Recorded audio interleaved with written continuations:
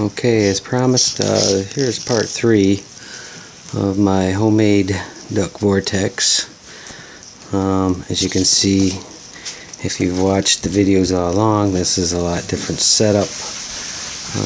Now the plate is actually on the mounting plate of the box, and it's got a whole different motor in it. I'll show you that in a second. But it works pretty good with the remote at a pretty good distance. The motor I used is actually from Monster Guts. It is a wiper style motor, and I went with this style motor. It is actually a 2-speed motor with capable of 35 or 50 RPM, I believe, and it's a lot bigger. I'll pull this off and show you the inside, what it looks like now. It is a lot different than what it was. So I'm going to pull this cover off and show you what I've got going on now. So here's what it looks like now. There's the cover. The motor is mounted to it. There you see right here the square box. That is the remote control.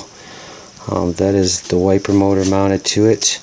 And here's the old motor. You can see in comparison the size there's just no comparison. This is a $13 motor from China. Should have known better. If you're going to try building one of these, don't waste your time with one of these motors from China. They just ain't got the oomph you're going to want. Like I say, this is a 2-speed motor. You can set it up with these connections here for the high or low speed. Very simple to hook up. And in the box is the battery.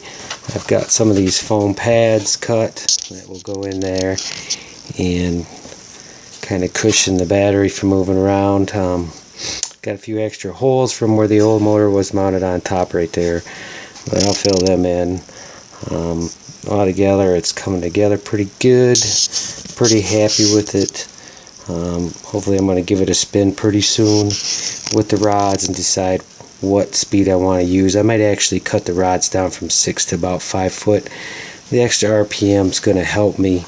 I won't need quite as long rods, because if you do the math, the farther out you get, actually the faster the ducks fly. And I don't need them flying 100 miles an hour, but you do need the wind mojos to be able to move their wings, so you got to get it moving at a pretty good clip. I'm going to show you quick. Here's the base that I plan on using. This is a base from a Lucky Duck Goose Flapper. I'm going to configure it a little bit, but I'm going to go with the 3 style legs. It'll work in water or dry land. I'm going to have to build some poles to extend it and do some kind of mount to the bottom of this box. But that's going to be the last thing I do, and that should be pretty soon. All in all, it's looking pretty good. I'm really happy with this motor. I'm happy with the way it's mounted here. It's going to go on pretty easy. It actually mounted up pretty easy. Can't really see under there much, but the bolt is going to hold it. It's actually got some nice grooves underneath that plate. They actually help hold this plate that turns to keep it from slipping. So it's a nice setup. So a couple of days I'll get it out in the garage, get it turning with the rods and the ducks, and I will post that video. And happy hunting.